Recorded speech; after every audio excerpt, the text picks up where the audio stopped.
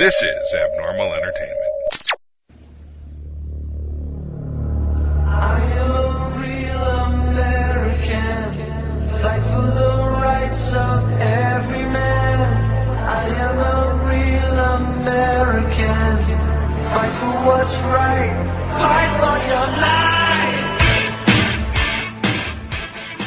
You're listening to the No Cry Zone, a progressive political podcast on the Abnormal Entertainment Network.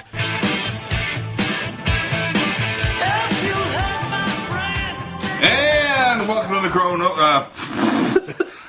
I've been gone a week. What the hell is the name of this show? It's the No Cry Zone, I believe. Oh, okay. Well, don't whine about me messing it up then. Nope. Welcome to the No Cry Zone. I am Dave here with John, Rob, and Jordan. And nothing went on. So we'll talk about My Little Pony. Okay. All right. I like Whip Dazzle. That's my favorite pony. Are you a brony? I don't even know if Whip Dazzle's a real pony. It could be. Applejack. I like Applejack, the whole Apple family. Wait a minute. Is Whip Dazzle a real pony? I am. Oh, okay. You have young kids. Yes, so. my daughters, yeah. I just happen to know that My Little Pony are this guy. Oh, speaking of, talk to me later. Ooh. Things for your children. Oh. Wow. In From my you, I should be basement. scared, yes. Upset. No, I'm a little scared. My windowless panel, You man. should be, yes. It says daycare on the side. Pat Oswald actually did a great little segment, though, in one of his stand-ups about My Little Pony, and he went into the whole backstory of a lot of the characters. It was really well done as a father of young daughters. And have you seen the documentary on the Bronies? Yes. Where it's they're taking the notion of empowerment and be yourself to heart, and there are the male bronies, the bronies, They are the adultish My Little Pony male fans. Proudly so. Yeah. So. There's been 90 seconds on My Little Ponies I was not expecting to start with. Yeah. Well, you know, You never know where this thing's going to go. All right? So. well, My Little Pony doesn't like Pepsi, and they won't fly United. Yeah. Well, not since, And they don't believe that Hitler used any type of chemical warfare. Let's start with that, and we'll work our way back. Because I was just saying this morning. I'm like, first of all, if you as any kind of public spokesperson, anybody in the public, if you're going to talk about Hitler at all, first of all, don't. Okay? That's the first rule. Just don't. Ding, all right? ding, ding, Unless you're a ding, history professor. Other than that, shut up. Even then, think twice. All right, and even then. Yeah, okay. And then secondly, if you're going to, which remember, rule 1, don't. Rule 2, know what the fuck you're talking about. And so don't don't let the little voice in your head that goes, yeah, I'll use the Hitler analogy without fully thinking that one through. Well, here's the good point, though, was that talked through in a back meeting? I mean, you just don't have that analogy going on. I think it was. I think it was, too. No. I think it was not talked about. Not talked about. I think that was top of mind Sean Spicer. Yeah, I don't know. Improv. That was improv genius. He did Sean backpedal Spicer. quite a bit and had to go out and... Next week at the Ha Ha Hut, Sean Spicer. You know what I hate? When people go to those Holocaust centers and they don't pay the admission. Boy, cutting in line in front of me at the Holocaust centers. Oh, my God. But another day where people aren't talking about Russia, China, North Korea. We are talking about Russia. But they are. But they are, though. I think I'm happy to see. I know what you're saying. That because I was there too, and I think there's certain things that I do believe have been, sort of, bait to make us go off in a different direction. I don't think that was one of them. I just got a sense that was him being spicy. And I think they called up the Kardashian girl and hey, we need you to do a Pepsi commercial. Or they planted that guy and United. Well, and the thing about it, I love, so first of all, he makes that gaffe, which is pointed out to him right then and there, and you can see the look in his face like, this one's going on Saturday Night Live. Then he issues an apology later. That's where the Holocaust centers come in, and you're like, oh, God. Okay. Does anyone proofread your stuff? Anybody. They do. Not Bannon. Not Bannon. No, he's like, this is accurate. This is a go. Stan, that's why I approve this one. You should talk a little bit how the Holocaust was a hoax, too. And then, to make amends, he immediately calls Sheldon Adelson. Okay. Yeah. Just say so. And it's just like, okay, no, that's not the. No. It's actually. I gotta call a rich Jew and apologize. I mean, what are you doing? Just, Sheldon, I'm sorry. He's like, what? I'm in Key West. I have seen nothing. I just bought Utah. What's going on? What's going on? but tell me about these Holocaust centers. Can you put casinos in them? Does Benny know about these? Because I think they'd be a good tourist draw. Oh my God. So, all right. So that was preceded by United What was he even Airlines. talking about? He was talking about bad things. He was talking about the gas weapons. Yeah. He was talking about Assad gassing his own people. Ashad. Isn't it Ashad? Or Ashad, or what? I don't know. Bashar al-Assad. Yeah. He can't even Confuse say it with the El name. Shaq, and then they started to, like he was really tall, so he got above all the gassing, and he didn't even need to wear a mask. So, in Spicer's defense, Hitler did not use sarin gas, That's true.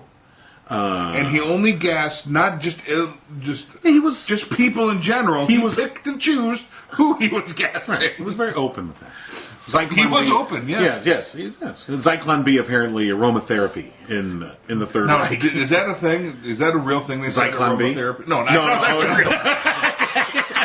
Are we going into revisionism here? Now, I'm having time differentiating between news and fake news again. So is it No, that was a fake. That was the joke. I would not put it past. No, I wouldn't either. But At this point. that was the joke that emerged. I did see somebody fighting over what gas was used on Fox News. Yes. Right. It's totally different, so it's different. So this one kills 3 seconds. The other one kills 4.9 seconds. The thing is, that goes back to the rule 1 that I had about when you're going to talk about Hitler, just don't. Because I get that I get that what he was trying to get at. Right. Hitler didn't use gas or chemical weapons in a military sense. Stop, John. You're breaking That's your okay. first No one rule. listens to this show. you're But we're breaking the good. rules.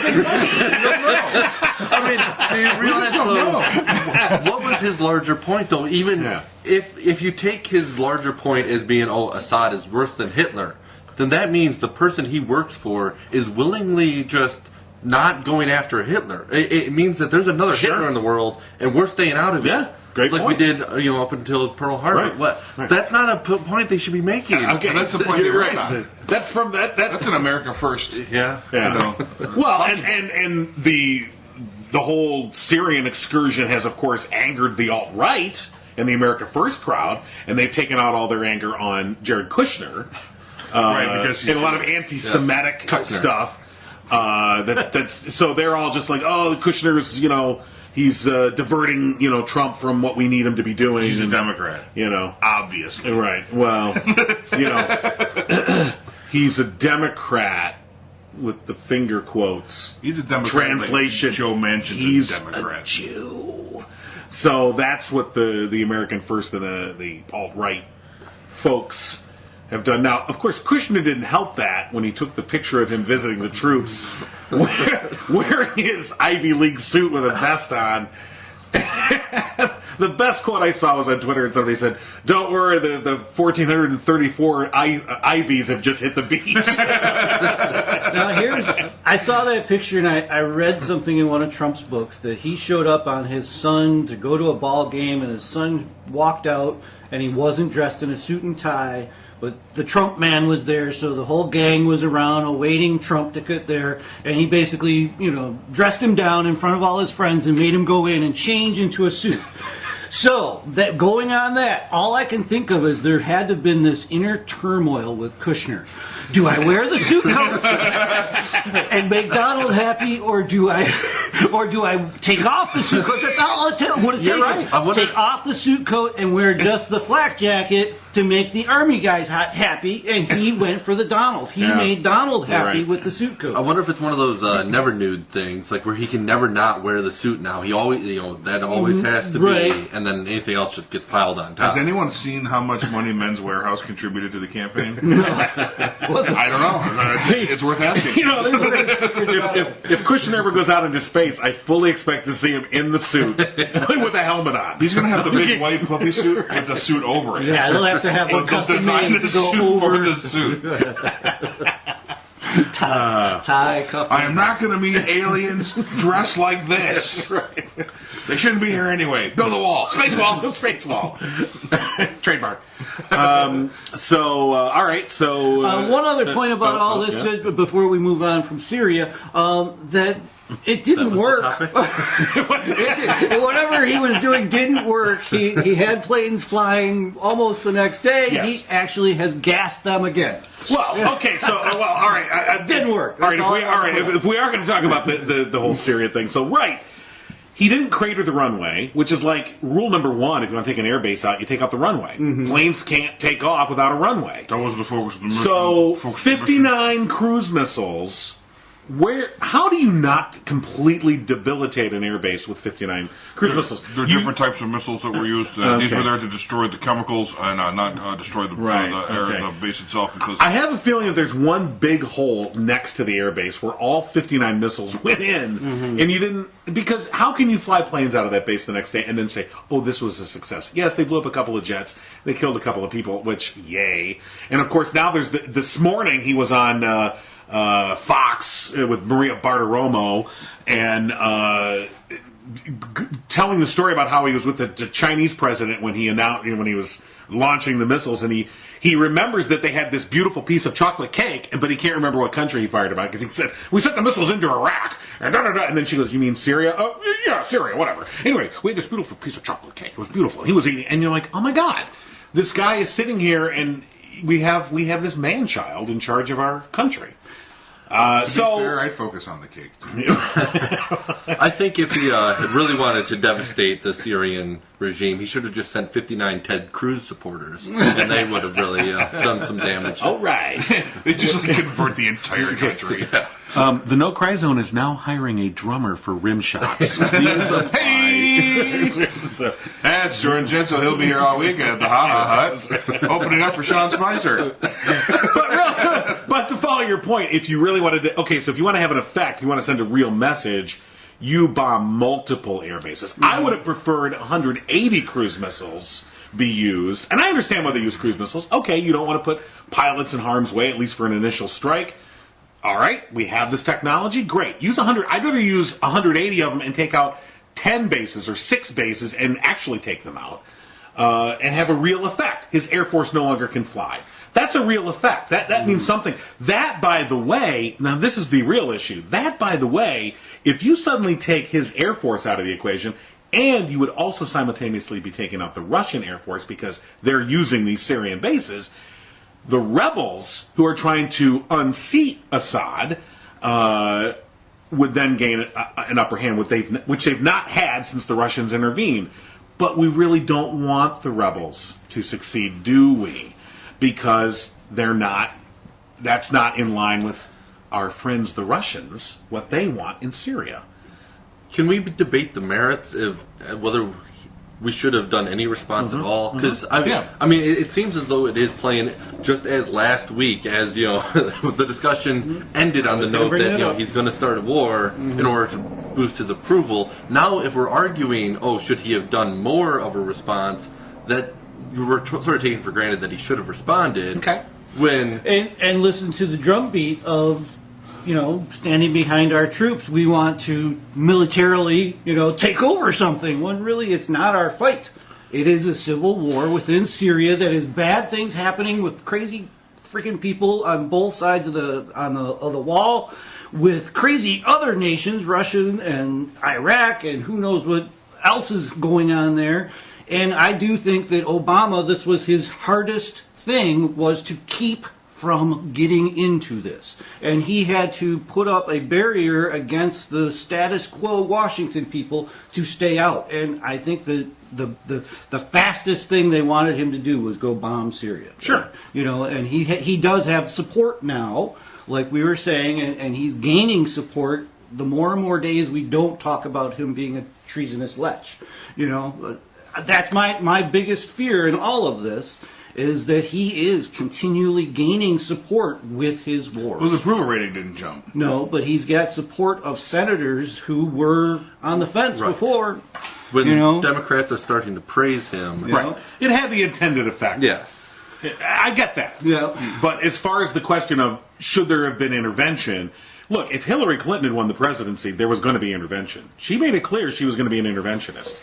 And I think, and Clinton even said just a day before the actual raid that he should take out multiple air bases. She said take out the entire Air Force. So she was going to be an interventionist. It was well known that she was a hawk in Obama's administration. So wanted- if she'd been elected, we would have seen something anyway. And I think there's a case to be made to do something, to not just step back and go, oh, well.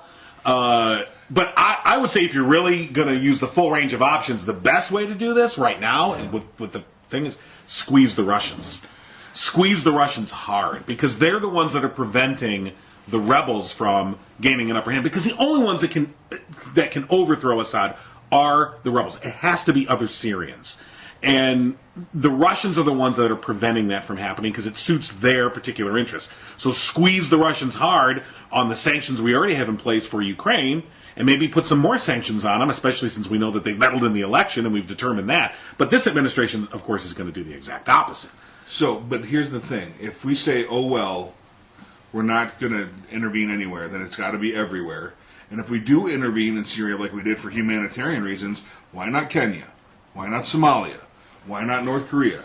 Why pick and choose? I think you can make it. I don't think that that's necessarily the case. I think you can make a case for individual interventions or not. You can. But if we're going for humanitarian, like the killing of small children, that's the reasoning behind Well, this. Public, that was bold, That's but- public reasoning, Right. So that public reasoning has to extend to the slaughters in Kenya and the warlords in Somalia. Right. There's a lot of girls that are still missing from that Boko Haram, yeah. Boko Haram. So, but the issue here is, I think you can make a case, and I gotta be careful on my first rule.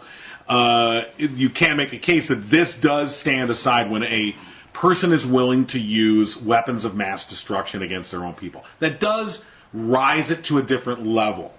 And I think also you have to look at the totality of what's going on there. That situation in Syria is creating the refugee crisis, which is having a major effect in Europe. There's a huge and it's destabilizing the Middle East.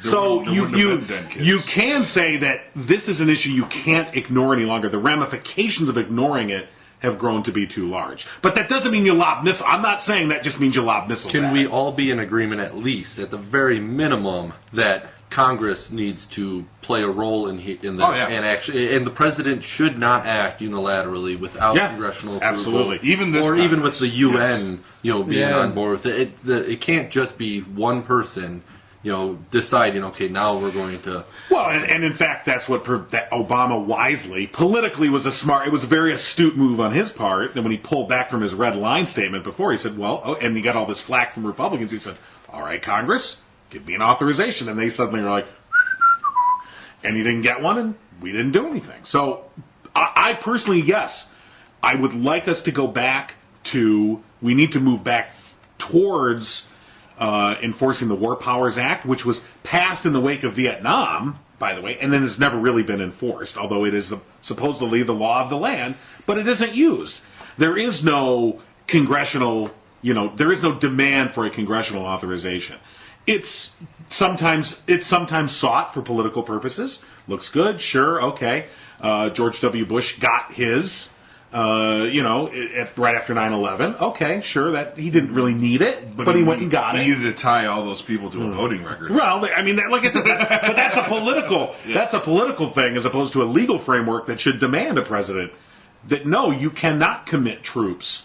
Obviously, as the commander in chief, we empower the president to protect the country in case of an attack. So, barring a surprise attack, barring a 9/11 type situation where something immediately happens, yes, deploy forces. I get it.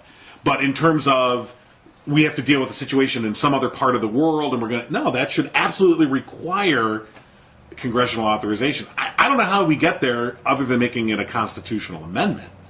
Well, it's I think the framework is already there to require it, but Congress has to say, has to be the ones to force that requirement, and they are just washing their hands because they don't want the political liability. But the Constitution says that Congress is given the power to declare war, and then they have the power of the purse. But this is the checks and balances. Of course, the president is the commander-in-chief. So this division, of course, was created in the 18th century, envisioning a George Washington as your commander-in-chief, all right, and a Congress of Madison and other people of that in Congress. So we have vastly different figures today. No one planned on Mitch McConnell and Right. Trump. So I don't know. How could you? And now you have, and in the post-World War II era, in the nuclear arena, we've created all these executive orders that have now, and NSC orders that have empowered the executive, imperial presidency, in the sense we've given the weight right now, power-wise, is shifted unnaturally to the executive. The executive was always meant to be a powerful and active branch of government, but it is overbalanced now. It's out of balance. The power has been given to the presidency because of nuclear weapons. I mentioned before, a couple shows ago, great podcast by a guy named Dan Carlin. He did a 6.5-hour podcast about nuclear war, and if you have 6.5 hours, I suggest you listen to it. It's a great synthesis of the history of nuclear weapons, and especially with U.S. policy. So, to get back to what we're talking about with Syria, we've imbued the presidency with this awesome power to use military force at an individual's whim. And that's not right at all. That's not constitutional. That's not democratic. But if you don't have a Congress that's willing to step in and say that we're going to take back control, then I don't know what can be done. Want to hear something interesting about the coverage of this missile attack? So I teach millennials, and we have a communications theory class. No, they're for the most part they're kind of sad. These are 17 to about 21 in my class, and we were talking about the concept of framing. So how sometimes the media doesn't tell you what to think, but it tells you what to think about, sort of thing. It points you in the direction. Whatever they cover is the important thing, and all they knew about the Syrian missile attack, not even where it happened, was how much the missiles cost. That was the important part that they were being fed. It's like $85 million. Can you believe this? 88 or 800 million or something. It's $85 million. Between 80 and 90 million. Can you believe that we're spending that kind of money? Yeah. And so, that resonated with them, and that's what was framed for them to be important. They knew nothing else. Not that it was an airfield. They knew that maybe there was some chemical attack or something, but we shot missiles into Syria and some city there. $85 million. And isn't that interesting? That's really a telling point. I mean, really, you could say the 2016 election was kind of like that. Everybody was very concerned about. Oh, yeah, emails. That's what I used to explain. So this is, and then we started talking about the United guy, which we may want to segue to. Okay. In the same class, and where it was framed that someone's civil rights were being violated. They just knew that some dude got beat up and ripped off out of a plane illegally. Mm-hmm. Like, well, no, not exactly. Yeah. That's not how. That's what went down. Sort of. He got beat up. But, and ripped off a plane. But there's mitigating factors, too, that you aren't exposed to. Right. Because it's being framed for you and what your interests are. And they don't watch TV. Right. These are all internet users. So their news feeds are popping up with this stuff. And I've said that when we all showed up here. There's more to that story. There's a heck of a lot more to that story that people are not being exposed to. And who's going to lose out is these security guards. They were told to go in there and get that guy out. They're fine. And they're going to get sued. United's going to get sued. They're going to be a part of it. I think they'll be These fine. are just like the they were Chicago cops. No, and I don't say that what they did was right, but that's where the story is going to get framed to in 6 months. It'll be away from United Airlines. It'll be away from the crazy passenger, and it'll be to the people who may or may not have just been following orders. I would be surprised. I will say this: I would be surprised if that's how it ends up. I don't think it will. Honestly, let's put a Whopper on the line. I don't. Want to? A double Whopper with cheese, avec fromage. Okay. as my French friends would All right. say. And it may not be a negative connotation towards those guys. It's just that will be the only It'll be reporting on it. negative. It'll be negative. That will be the only reporting. But that that's we hear already 6 been months. the reporting has been focused almost exclusively on the CEO of United Airlines, who obviously went to Sean Spicer PR school. Ironically, this is the ironic thing. In March, that CEO of United Airlines was voted Communicator of the Year by Adweek. That coverage Okay. was that hit you. All right. The coverage that hit my students is the civil rights violation and the exposing of a Chinese American. Okay, That's but what hit them. right, but of course, as you pointed out, they're looking at their phone. Right, they're you it's know, framed for you different know. people. Right, and So it's it's a gonna valid be point. crazy. But I'm saying in the broader media, I think in the mainstream media, the broader media, the focus and just do a Google search, United Airlines CEO hit news, and you Well, will let's see a let's do this. lengthy list of articles. How about just United Airlines, and we'll see what comes up. Okay, so that incident, which was the one that, and we're going to work our way back to Pepsi. So that incident, each one trying to outdo the other. We've seen the meme of of the Pepsi doing everything, and then United going, "Hold my beer," Okay, here's the list of these are headlines. I just put in United Airlines in Google. Comes up. L.A. Times, first one. United passenger threatened with handcuffs to make room for higher priority traveler. Next one. Where are you? United CEO Oscar Munoz. I'm sorry. We will fix this. Which he said, of course, after their shares tanked. Then there's Wikipedia. Then check your flights. If you're flying out. And those are the rest of them are air flight checks. Okay, so, but the issue here is I think the corporate sort of I think that this corporate attitude, especially in the airline industry kind of sets itself apart from a lot of others. How they deal with their customers. So the issue is that okay. So what happened was the flight was overbooked. And then Jimmy Kimmel had a great bit where he just said, I've been to a lot of football games and baseball games, and not once have they sold more tickets than were available in the stadium. I've never been to a game where they said, we need 100 people to leave because we sold more tickets. Now, obviously, this is because the airlines operate on such they say, they operate on such a thin profit margin that they have to run these algorithms so that they do end up overselling because a certain amount of people will cancel. Did you not see, though, John, that this was for employees? Yes, I understand. Okay, but so that means it wasn't overbooked. That was a last-minute add-on.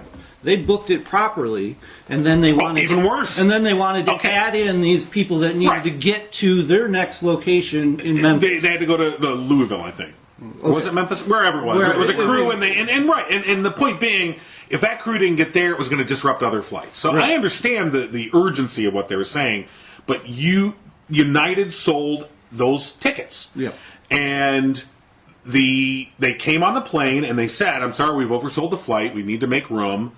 They offered, I don't know if it was vouchers or some cash initially. $800 cash. Okay, and nobody was ever like, I gotta get where I gotta get. And they said, okay, well, we're just gonna randomly select people. And they went through and they picked this gentleman, and thus the incident. So now, of course, the criticism now, and then they sent armed, people onto the plane, and When he wouldn't move. right, and he said, "No, I'm not leaving." That's another point of the story that no one has seen is what happened in between you being picked and armed guards showing up. I Right. mean, Well, he was something asked to leave, and he happened. said no. Something happened. Okay. I'm sure it was more than that. He said, and he said no. He said, no, I'm not leaving. And they said, no, you are leaving.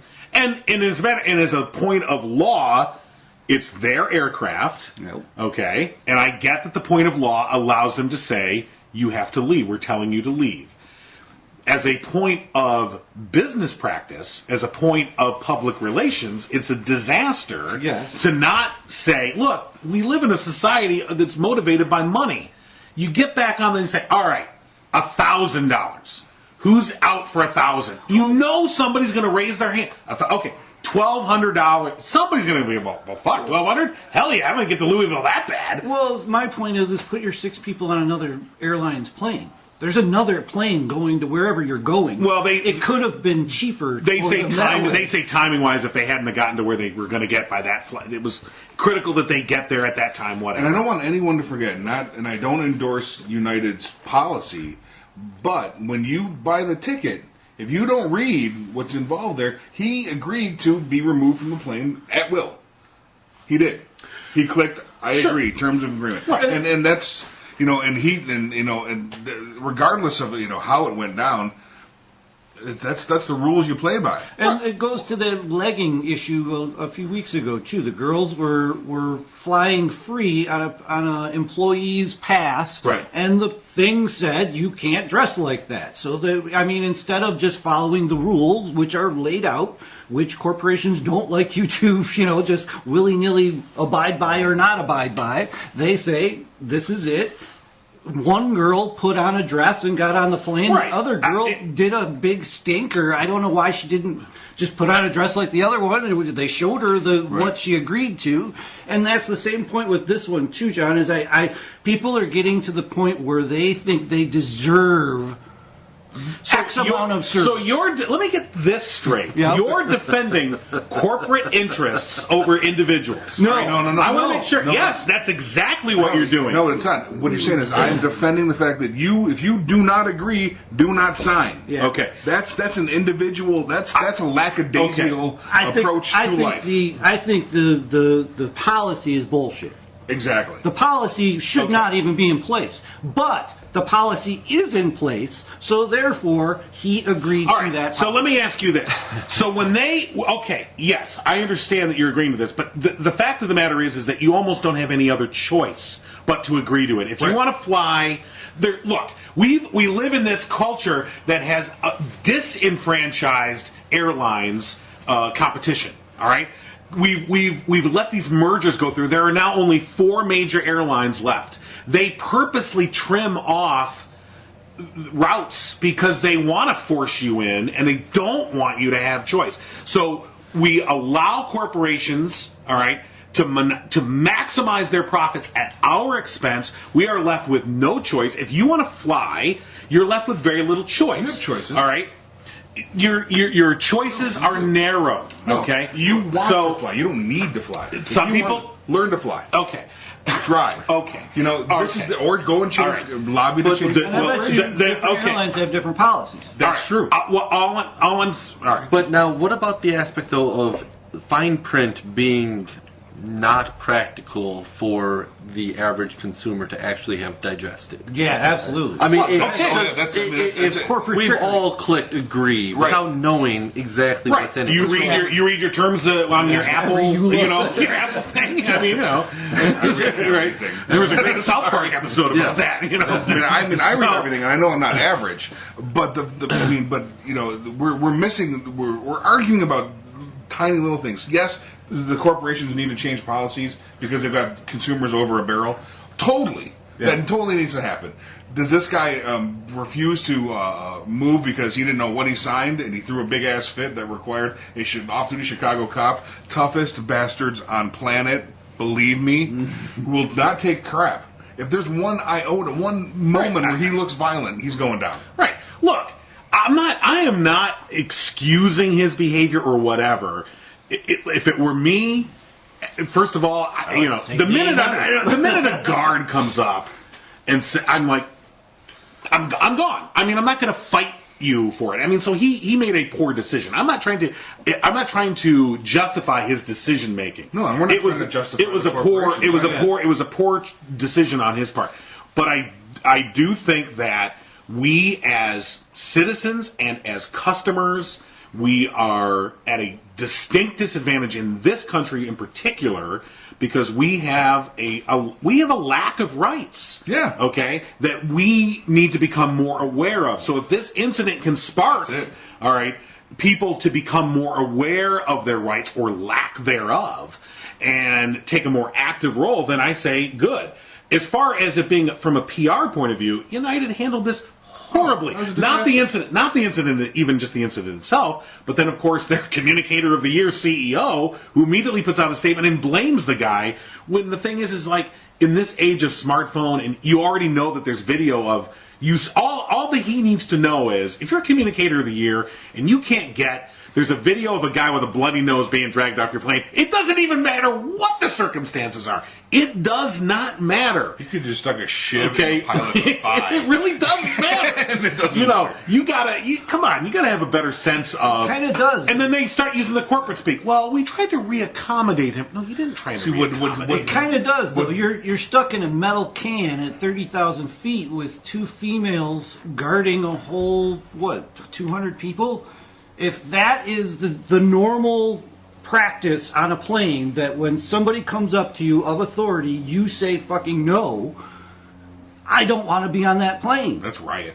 That is not right. Riot! You know, that's my point of it, is we have a public safety issue here.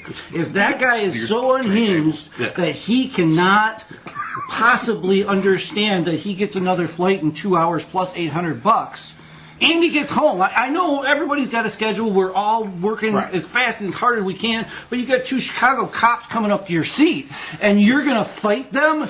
There's something wrong I with agree. you. Look, and the story came. The story came out later too that the guy has a sordid past.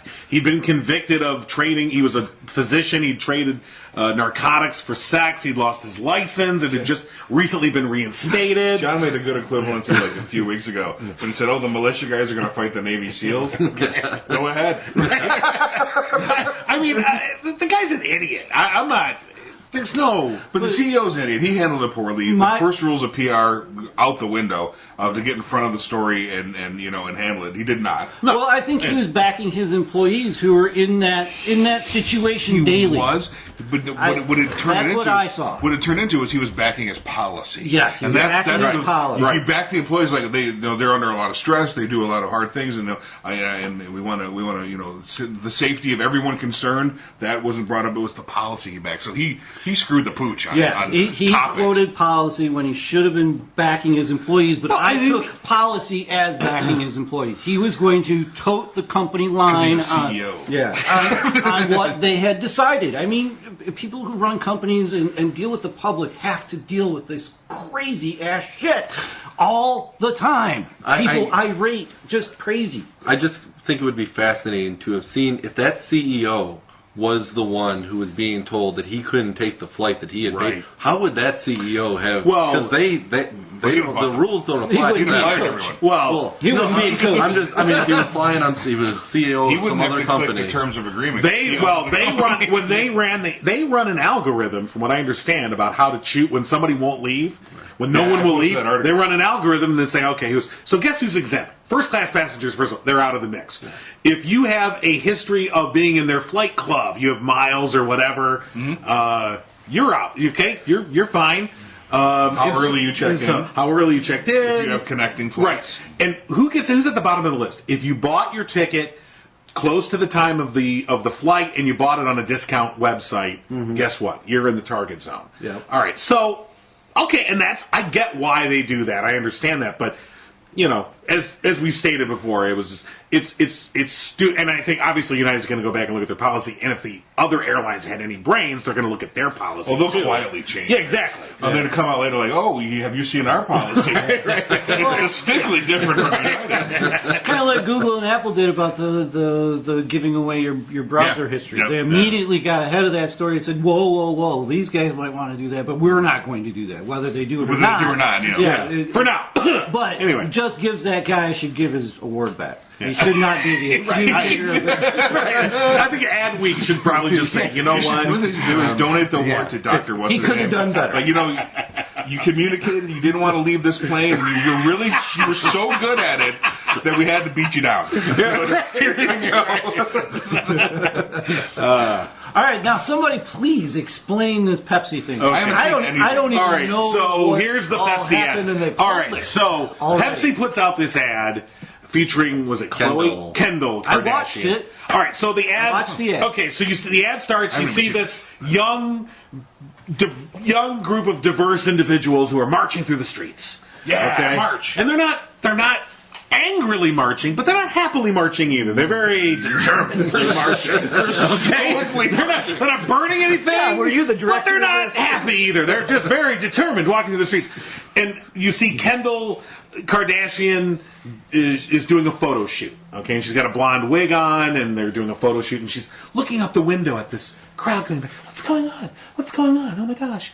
And then she sees them walk by, and she catches the eye of one of the marchers. He looks at her and is like, come on, girl. And that was my subtitle. How does one's eye communicate? I have another very important question and might help the listeners. Is this ex-Bruce or is this the daughter? No, this is one of the dogs. Yeah, this is the daughters, Alright, yes, just check. right. Go ahead. You watched the commercial. I watched the commercial. Okay, so Does she look like she's been on a Wheaties box in the past 40 years? Right. She looks she's been anywhere in 40 years. I didn't see the man walker. It's like I just saw him. modern science. So Kendall, she goes, she decides she's got to be a part of this. People are marching. I must know what this is about. So she whips off her wig and she wipes off her lipstick and she marches out determinedly to the crowd. And they all look, oh, hey, come on, girl. And she gets into the crowd. Okay. And they all start marching together. And then suddenly out of nowhere, as you know from most protest marches, suddenly emerges a large metal tub full of ice and Pepsi. All right, because you don't go to not properly hydrate yourself in any kind of demonstration, and you have to have a nice big metal wash tub, whatever. Of Pepsi. Okay, of ice and Pepsi, perfectly arranged. And you see the line of police officers, not, by the way, wearing riot gear. Okay, interestingly, standing in a line that would normally be reserved for in a line that would be riot police, but no batons, no guns are visible, just police, No shields. no shields, no helmets, just cops. No standing Pepsi. there. Okay, well, Kendall takes care of that. She grabs one of the Pepsis out of there and she walks up to him and stands in front of him. Now, this is where Pepsi really just screwed it. They took an image directly from a Black Lives Matter protest where a young woman had walked up to three cops who were in full riot gear and had stood right in front of them, and they took that image and they tried to juxtapose her into that. So she hands the cop the Pepsi, kind of grabs it, and he gives her a look, kind of looks at us both ways, and then he pops the top of the can, and everybody's partying. All the kids in the crowd are, yeah! And the cops are like, oh, yes, they're all smiling at each other, and the world is great, kumbaya. I don't see a problem. I don't. All right, here's the problem. Okay, Pepsi's trying to sell their product using. This goes back to the number one rule with Spicer and Hitler. All right, don't try. They're clearly using the Black Lives Matter protests as the basis for Okay, this. well, because that I wasn't All sure. right. Is that what the protests were? No, they would- Or is it the resist, or anti-Trump? either or. Okay, I'd say it's a combination. But that's two different things. Either in relation or to the police. It could be that one. It could be that one. It could be a mix of both. All right. I say that it's both because you have the image that I think was stolen from the Black Lives Matter, and then I think they're trying to just generally. I mean, you could even say maybe it's some of the Occupy Wall Street to go back a few I years. actually, the standing in front of the cop, I saw the Square guy boat. is really pissed off right now because he faced down a tank. And if he had a Pepsi, China would be different. He could have loaded the Pepsi in the tank barrel, and they could have Shot it out, and sprayed Pepsi over everyone like irradiating joy. I could give the world a Pepsi. Oh my God! So anyway, the point is you're going to sell your sugar water, all right, and you're going to base this on a mix of protests that have to do with unarmed African Americans being shot and killed, okay, and a resistance to our president and his racist, xenophobic, anti-Semitic policies, sexist, misogynistic policies. This is a bad idea. It's a bad idea. If you're Pepsi and you want to do this, you either take a stand in support and you make it explicitly about Black Lives Matter or explicitly about those issues or explicitly just about youthful protest, or you just, you know what, fuck it, just put some girl by the pool with a Pepsi in her hand, okay? Just go to standard Pepsi commercial number 4. I see where people can be upset by it. I think I'm more upset about just a bad advertisement, like a piss poorly done. Yeah, I was thinking that myself. But what if there is proof in this and that Pepsi can cure shit? Well, Have we tried? We'll find out at the next protest. I'm going to put a big tub of Pepsi right right in there. And if I can, like, you know what? That might get Bishop to show up. Like, Yeah. we've got Pepsi.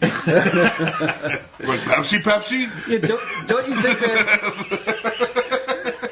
Don't you think it's just a room full of rich white guys that have no idea yes. how to sell Clearly. things to young kids? They're like, what are the young kids into these You know, days? I well, saw all my, they're doing is protesting. I saw my Negro maid drinking a Pepsi.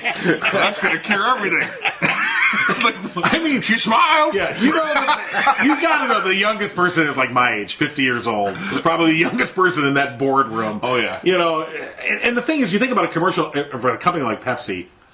There's a whole group of people that are involved in a decision like that. Oh, yeah. The making ad company. Yeah, of course. The making of the commercial. So you have to wonder, and it hasn't come out yet. You just wonder if anyone internally was like, And I have a question. it's usually not just one ad No, company. no. It's usually multiple ads, and that one won out. Yeah, that one. That one won. They're all good. Oh yeah, that's the one, guys. All these Wall Street, New York ad companies, like Mad Men style, coming in going, I got a great idea. Ripped from today's headlines. Right. People are protesting. Young people are angry. Cops can kill them if they're brown. Pepsi is brown. We give the brown Pepsi to the cops. They know brown is good. We win. Get a Kardashian.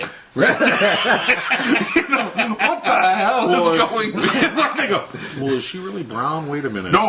We need the cracker to sell the brown. So you can't have one without the other. White people have to know the brown is safe too. Should we get the tranny card? No! We don't want to scare them. You know what? That's probably pretty close to how it works. I've worked in a lot of ad companies. That's how they think. So each one of those, okay, so starting with the Pepsi, which I saw it and I wasn't outraged or anything. I just saw it and I went, oh God, you're so stupid. You know, I mean, it was just, the second I saw it, I'm like, this is dumb. Just dumb. And then Right. you put your foot in your mouth, and they did. So then here comes United, and they have their moment. And you're like, well, it couldn't get any worse than this. They should have did a line of Pepsi cans out of the plane. And he'd be like, oh. She just gone. Right. And at the end of the line, there's Sean Spicer. Sean Spicer to say, hey, Welcome to the Holocaust Center. excuse me, Dr. Chinese American man. I need you to get into these showers here to take care of this United problem. No. Go to Kardashians. I don't think Sean Spicer would refer to him as a Chinese American man. I think we know what he would refer to him as. Well, I didn't want to go I there. understand.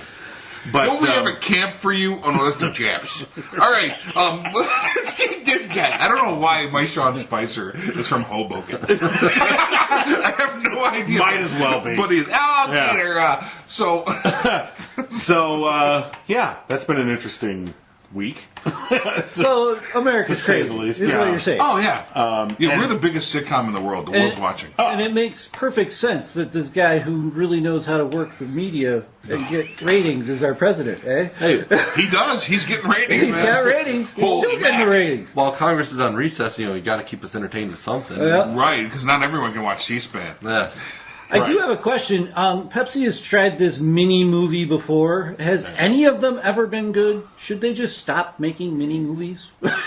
No, see, they probably should. But Didn't the they ad try one? companies- Didn't they try one with Michael Jackson and set him on fire? That was 7-Up. Oh. No, it's Pepsi. That was Pepsi. It was Pepsi. It says hair on fire. Well, there was that. That was in the '84 Jackson Victory Tour. Well, I don't remember And then- any others. So well, no, but it's not then working. Well, right. He looked like Ghost Rider. So I don't know. I just it's Maybe, you know what I think we should do? Because, like, Coke soothed Mean Joe Green. Coke took the meanest man in the NFL and, man, I'm a happy guy, and he gave Right. a shirt to a kid. That can't imagine what that shirt smelled like. But he was just right after a game. Right. And he gave the shirt to a kid.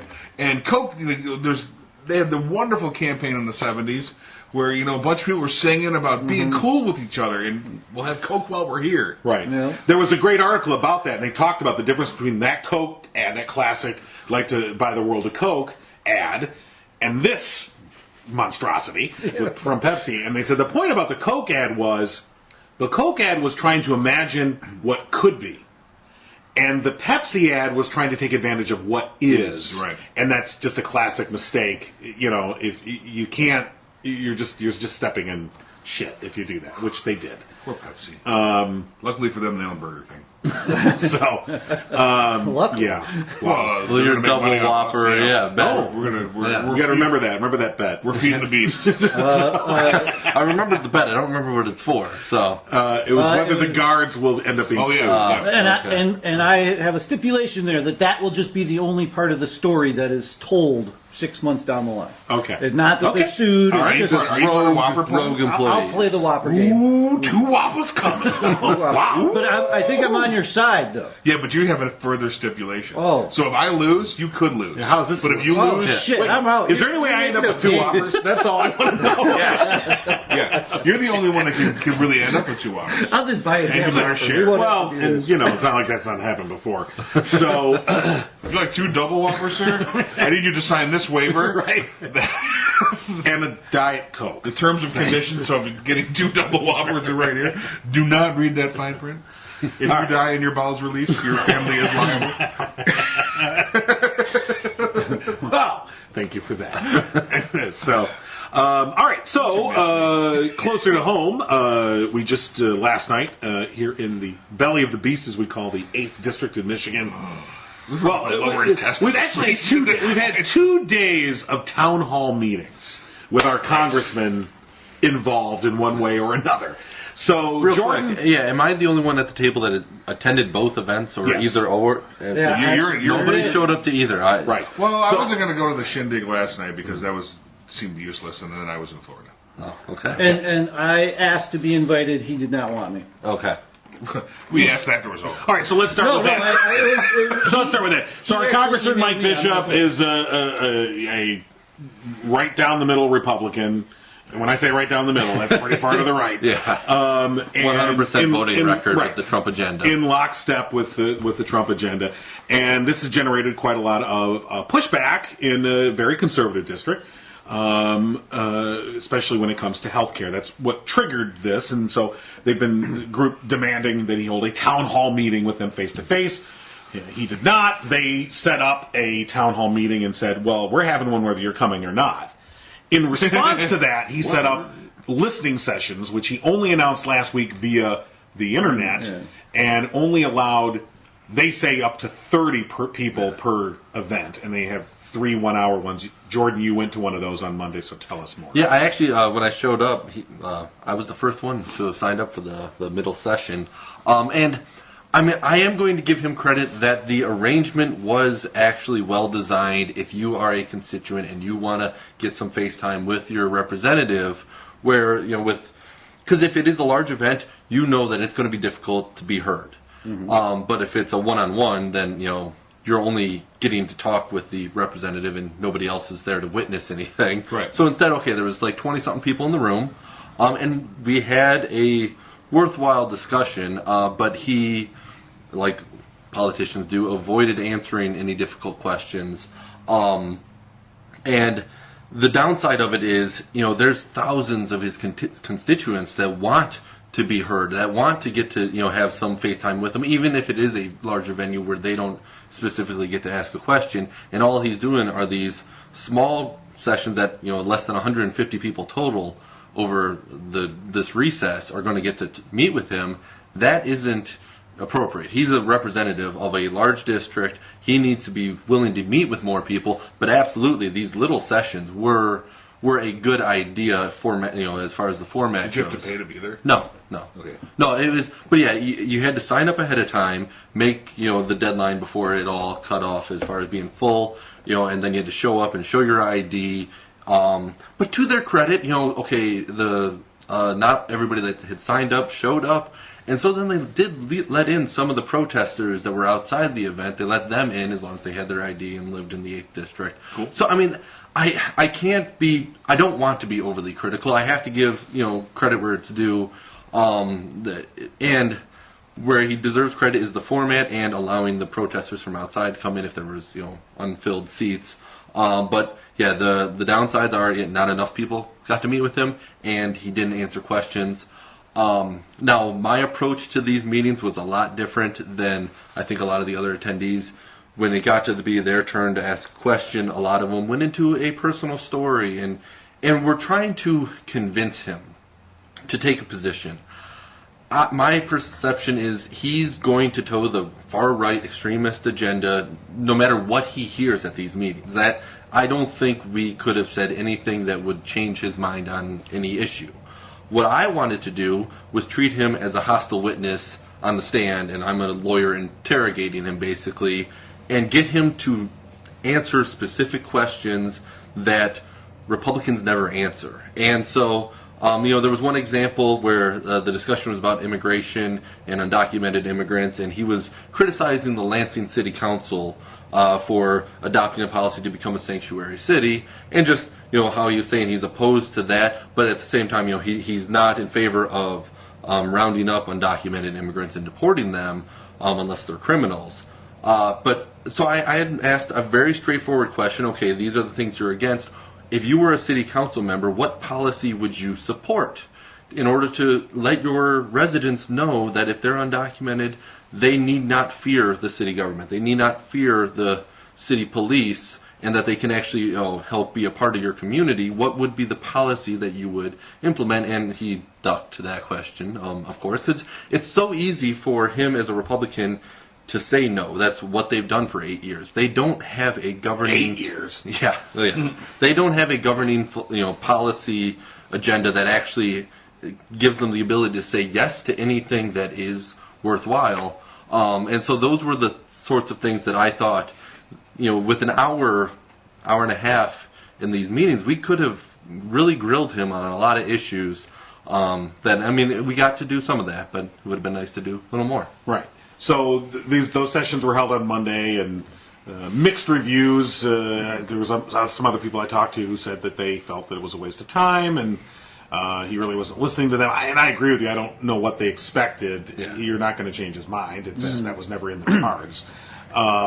So then last night, Tuesday night, was the town hall meeting that had been set up by the grassroots group Indivisible Michigan 8? Yeah, 8th District. 8th District. So they set up this meeting at a local banquet hall. 500 people turned out. So tell us about that. Well, yeah, that was a really good event, and that's where they had told Congressman Bishop ahead of time, like if the congressman shows up, they'll scrap the entire agenda and they'll give him the mic. He is first priority if he arrives. The event is for the constituents to be able to hear from him. But he didn't show, unsurprisingly. They did have a cardboard cutout of him that was unflattering, and they had a different itinerary of speakers where some people were asking the cardboard cutout questions that would be nice to get an answer to. We had some local candidates one who ran against him last cycle, one who's already announced to run against him this cycle, one who was running against him last cycle but ended up dropping out. And just a variety. Gilbert. Yeah, Go on. variety of speakers. Allergies. Yeah, that and they did a good town hall event, to help show that there is passion in this district right now that needs to be addressed by our representative that is not being addressed at all. And so it was worth attending. So here's my question to you on that: excellent turnout to this town hall meeting. Other than confirming that everyone there in attendance is pretty much on the same page, generally speaking, what was accomplished? Was there any... and the candidates got to speak, and so the sense of, all right, so you're exposing them to potential candidates. Yeah. So that's, okay, that's one, achievement. Were there any action groups signed up? Was anybody solicited to volunteer to go knock on doors or make phone calls, or what do you... Well, yeah, there were... It was an organizing event, for sure. There were different groups, because there was also a candidate for governor in Michigan. He spoke to the crowd, different groups were getting people to sign up, and so then they can take these names and do the organizing that the grassroots groups are supposed to be doing. I'm glad to hear it. So so last night also going on was a race in Kansas for a congressional seat in a district that Trump won by 27 points, and this was the seat that Mike Pompeo, who's now the head of the Senate, CIA, thank you. He vacated that seat to take the CIA director position, and And so a Democrat was running there. It was supposed to be a close race. He lost it by less than 2 percentage points. No, I think it was like 6. Was it 6? Okay. All right. Well, still, but He closed the margin. Under double digits, which was impressive, given. So I saw a mixed of reaction amongst Democrats to that. It seemed 50-50 to me. 50% were like, wow, look, he cut a district that Trump won by 27%. He brings it down to single digits. And this is great indication of things to come in 2018. The other half was, and I tend to be more on this group side, which is, if you don't fucking win, who fucking cares? And because it's about votes. And so I want to bring that notion back to the 8th district, or any district that is looking to flip. In that, in this district, this is a conservative district. It was gerrymandered to be conservative. It was gerrymandered to be Republican, and so it suits a Republican incumbent well. All right. And if you're a Democrat and you want to win in this district, you have to win every Democratic vote, or which you're pretty much guaranteed to get a pretty good percentage. 97+% will say of Democrats you should be voting for you. That's nice. You then have to turn a significant portion of people who have voted as a Republican in the past to not either not show up on Election Day or vote for a Democrat. That's a tall order. But it can be done. Okay. So how? Okay. I will give you a clear example. Senator Stabenow. She used to represent this district before the latest gerrymandering. But when she ran 6 years ago, she did win the district. Because even in Livingston County, a very deep red county, she got, like 45%. And so, a candidate like her, that is a Democrat, and so there are people who are willing to vote for a Democrat on the ballot. We just need to do that one more step down the ballot, and that's where with Governor Snyder being so unpopular, so the Democratic gubernatorial candidates may have an advantage where the residents may be finally fed up with a all Republican state legislature. So if the top of the ballot, if the Democrats have an advantage, at the governor's race and then at the U.S. Senate race, then it's only one more. If we can get people to vote Democrats twice, there, then just one more step down, we can get those voters to continue down the ballot, voting for Democrats, and flip the seat. I think it's, of the Republican-held seats in Michigan, it's in the top 3 that are likely to flip. So, but the point is, it takes action. So it takes people going door to door, and it's going to take people making phone calls, and so I'm kind of, I guess some of what you were saying, like with the listening sessions that the congressman held, and then even this event last night, is I think a lot of people are inclined to think that if they just express their opinion enough, he'll come and see the light. I'm like, he's not. No, that's not. No. Well, there's bring him the illusion of a representative government. Sorry. That's what I was going to say. With those 500 people, how big of a super PAC could you put together that would actually have favor with him? I mean, you would pay him to have absolutely. a voice. David, you asked him before. You asked Jordan before, did he pay to go to the event? Now, there was an event previously that Congressman Bishop held, a business roundtable, where people paid $1,000 to come to the table and sit with them. And there was about 20 people there, I think, 25 people at this roundtable, from the picture that was released by the company that hosted it, which I'm sure he really wishes he never posted it because it was used against him.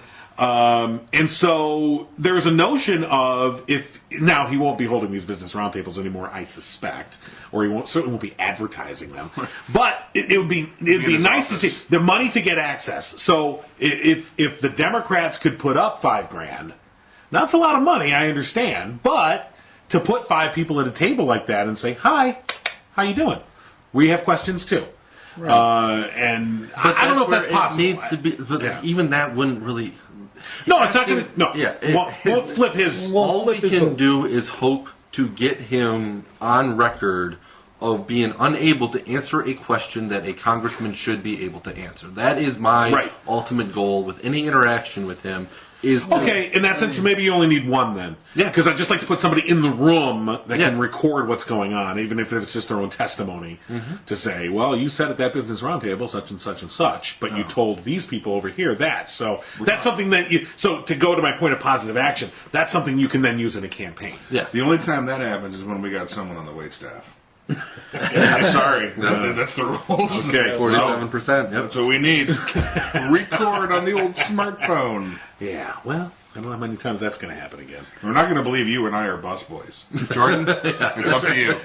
And really, it comes down to winning, getting him out. I mean, Right, yeah. that's win. what you have to do. I mean, and you have to do that with a positive message, just like Pepsi and Coke. Yes. You know, we can't keep beating up on the administration. At some point, we have to have a better plan than the administration does, and put that plan forward and see if people are willing to follow. I've got a it, plan and no one's backing me with it. What is it? I need a Mike Bishop impersonator and 3 Taiwanese prostitutes. Okay, just to get him out.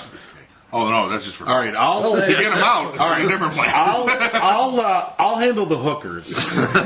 Rob, if you want to get the impersonator, If we can do a Mission Impossible mask on Rob, of Mike Bishop, and just have him run around like, "You're a jackass! Ah, I hate Jews!" brr," and just like run over places as Mike Bishop. We'll call him like Michael Bishop. You know? I'm Mike Bishop. I'm a representative. Have him go do blackface at some show. okay. David, you got this down. I'm putting this back to you. You're the new impersonator. You're in charge of covert ops. Okay. My little black book is filled with different things by Mike Bishop impersonators. Well, Sing Mammy on courthouse lawn in blackface. Check. What makes you think that would lose him votes? just going to say that. And how be like, I like that guy. I'm going to vote twice. So now there is a race coming up next week in Georgia, a House race. That's to fill the one that Tom Price left to become HHS secretary. That one's supposed to be a little bit closer and could flip. That'd be interesting. So we'll see. That's a house? Yeah. That's a house. So that really doesn't do anything. But it's a red district. But it's one of these. It's a purple. It's red, but it could be purple. I think we have to call that you make on it your 50? motivational issues. Okay, tell me.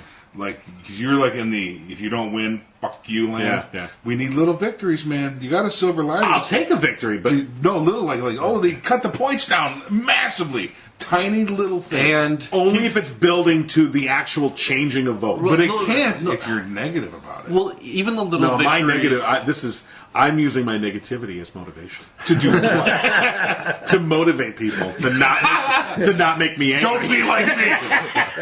You wouldn't like me when I'm angry. Little victories, though, such as simply filling the ballot, getting candidates for every race, and then those that lost, hey, you could say, oh, you didn't win, it didn't matter. But there was a district in Texas that Hillary Clinton won where the Democrats didn't even have a candidate for Congress. That should never happen. Yeah, that comes down to the national Democrats, though, doesn't it? I mean, Oh, yeah, the to DCCC. understand that race and Like get somebody in place. But the whole idea is, you don't know where that is going to occur until after the fact. So just get a candidate everywhere, just to give you that. So the notion of But you motivate Democrats to get to the polls if they, the more, like, even if it's, hey, Uncle Bob's running for county commission. Well, if the nieces and nephews were not liable to vote before, maybe they will if Uncle Bob's on the ballot. I don't vote for Uncle Bob. I'm pissed. My point is that the Republicans understand He's this. like That John the national Denver. Republicans, they understand that they have to fill all these races. I mean, even here in Michigan, wasn't there the reindeer guy? And he almost won, or maybe He did win. Yeah, win. Benvolio. Yeah, he won because they have that's that a opportunity, whole and they make twisted sure tale. that their playing field is full. So that's what I have to say to our national Democrats and even our state Democrats. You have to get these races filled, just like Jordan's saying, because you never know. You could be the reindeer guy and win. They might like your name. In my case, it'd be more like the Rain Man guy. You're right. Wasn't he always shirtless, too? Benvolio was a Republican. He was running in a Republican primary against Thad McCotter. an incumbent Republican who everyone thought, oh, McConnell's going to win, no problem. And this guy was just, okay, whatever. And he was a Tea Partier, so he was just going to try and primary. Well, McConnell dropped out after it turned out when he went to go get his nominating petitions that they were all forged. And it was a big mess, and I had nothing to do with it. And I was like, well, okay, I'm leaving. And frankly, I was surprised when he did quit. He didn't really have to, I don't think. There's more behind it. I think he could have hung on, at least publicly, right? Yeah. Anyway, he quits. Suddenly, Ben DeVolio is the Republican nominee. And talk about a deer in the headlights. Yeah. I mean, the guy was like, ah. And he served a 2-year term, and just kind of like this race last night. And then he lost to Trott, right? The Democrats got completely outspent by the Republicans in this, what was it, Alabama last night? That race. Kansas. They have these things on their radar, and they go forcefully in and win the race, which is what John wants the Democrats to do. So the question, okay, so let's talk about the Kansas race then. They had robocalls with Trump and Pence, making robocalls to bring out the faithful. Yeah. So where were the Democratic heavy hitters? I mean, where was the national Democrat? So to me, this is for Tom Perez. You're the brand new DNC chair. Yeah. That's boy, and they were talking about it's getting close a week before, so you had a little bit of time to get in there. Question: where are the Democratic heavy hitters? Who are the Democratic heavy hitters? Well. And would the Democratic heavy hitters like Bernie Sanders or Elizabeth Warren actually be detrimental in a place like Biden? Kansas? Okay, there's one. Yes. Find somebody like it's Kansas and it's a very red district. I get it. You can even use Schiff now. Maybe you can maybe. use Schiff. All right, but find somebody. That way we're fighting against this. And find somebody. And my thought this week is, when should Obama come out of hiding? Should he be more in the news cycle? I don't know. I don't know. Well, that's the big question. Is he obviously has information that the rest of us don't. Maybe that's why he's not. And because it was his Justice Department that initiated the investigation. So he's just keeping quiet. Maybe he does know a lot that maybe he's going to end up testifying. Mm-hmm. If that cat's not worried, I'm okay. Okay, if he's not panicking, then I think we should. So and of course, in regards to the Russia investigation, we found out yesterday that the FISA court did authorize a warrant to tap Carter Page that he may have been working for. I mean, it wasn't just that he was communicating with, or the way I read the warrant was that he could be working for Russian intelligence. Yeah, and so that's a pretty broad descriptor to say, and they just said go after him. And so it was his message. I don't know if you've watched that other guy, the press guy, back in their college. They have this message of anti-establishment and that Russian establishment, that authoritarian style would actually be better here in America. We need to have law and order, and we got to stamp down on all these brown people, basically. And they go college to college, with this message. And that Carter Page guy, that's the message he was taking to Russia. He was literally, bad-mouthing America during a presidential that's his right. election. You know what? That's his right. Go badmouth. I don't care. That's your right. I'm talking that's about. My point. But if you're working with Russian intelligence and you're a member of a presidential campaign, that's a big fucking deal. Well, see, I'm saying that's his out though. He's just gonna say it's my free speech, and I think they're gonna say You guys are the bad guys for listening in on my free speech. Right? They're gonna say yes. Well, let's listen. Let's listen to some of your free speech, shall we? Hit play, bink. Yeah. And we're gonna hear what he had to say.